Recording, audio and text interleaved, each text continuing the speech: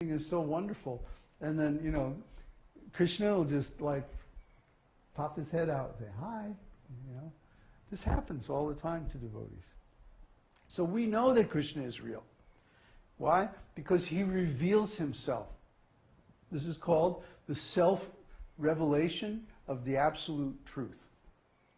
In my books, I've written about this process. And that's what I call it. That's my little phrase. Huh? But that's what it means. It means you're doing some devotional service or some devotional activity, and Krishna will reveal himself spontaneously. It's not like you think, oh, now I'm going to see Krishna. No. But all of a sudden Krishna reveals himself. So this is the self-revelation. Oh, mosquito? Yeah.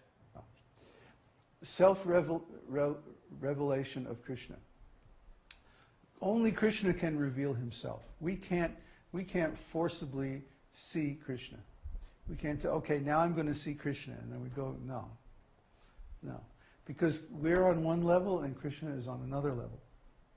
We're still conditioned, we're still in material consciousness, we still have some anarthas, means unwanted things. Maybe not gross sinful activities, but subtle things like pride and anger and different things like that. So we can't see Krishna directly. Our eyes are covered. But if Krishna wants, he can move the covering aside and let us see him. And when he's pleased with us, he's going to do that. I'm speaking from experience here. This isn't just theory. I'm not just trying to convince you so that you'll do some devotional service or something, although that would be good for you.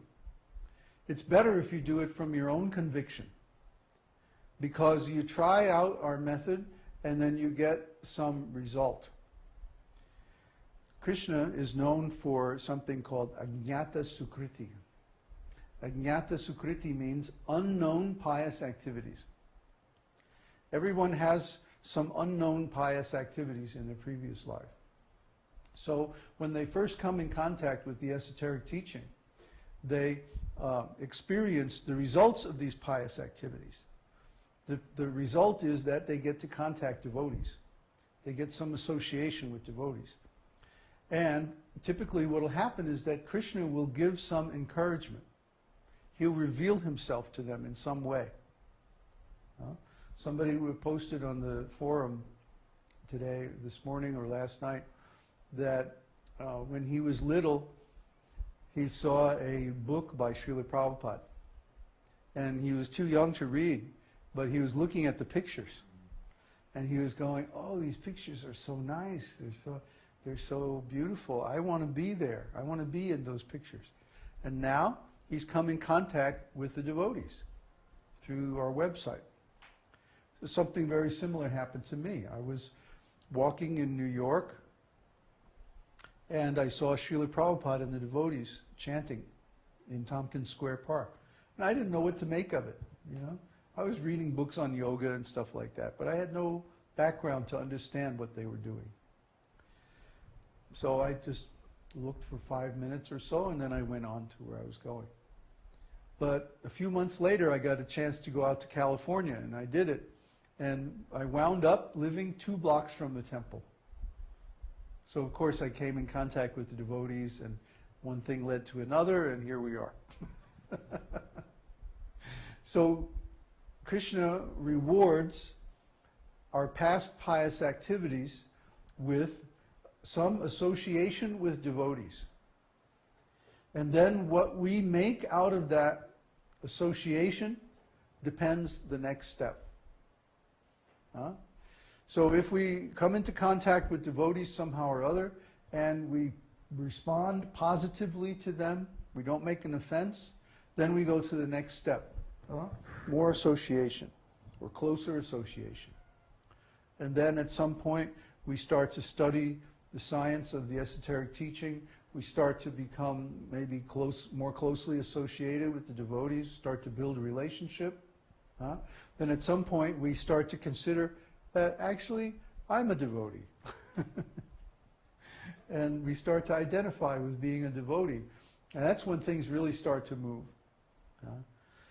And then sooner or later we start to attain different stages of self-realization and on like that. But this process is all dependent on our pious activities. In other words, I'm not doing anything to you. I'm not, because I put up a website and somehow you entered some search term and you found our website and you came there and like that. It's not that I'm doing that to you. No, it's Krishna's arrangement because of your past pious activities. See? I'm just serving Krishna. I'm just serving my spiritual master. I'm putting the message out there. It's like a fisherman. You know, fisherman throws a net. He doesn't know where the fish are. He can't see. And similarly, I don't know who's a devotee and who's not a devotee. It's impossible to tell from the outside. Only Krishna knows. So we throw the net. We put the website out there. And then we see who lands in it.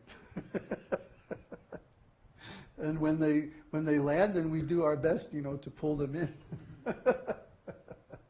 Unless it's a bad kind of fish, then we throw it out.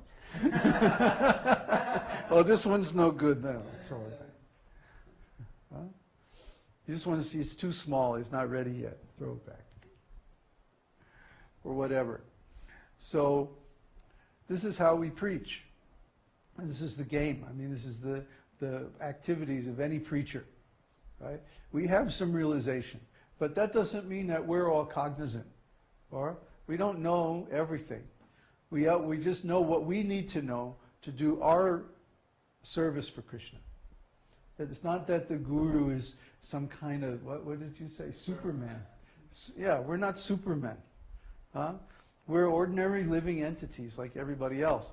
The difference is we took the knowledge from Krishna, and so Krishna is revealing more to us. See? He says, Ye yata mang prapadyante. As they surrender unto me, I reward them accordingly.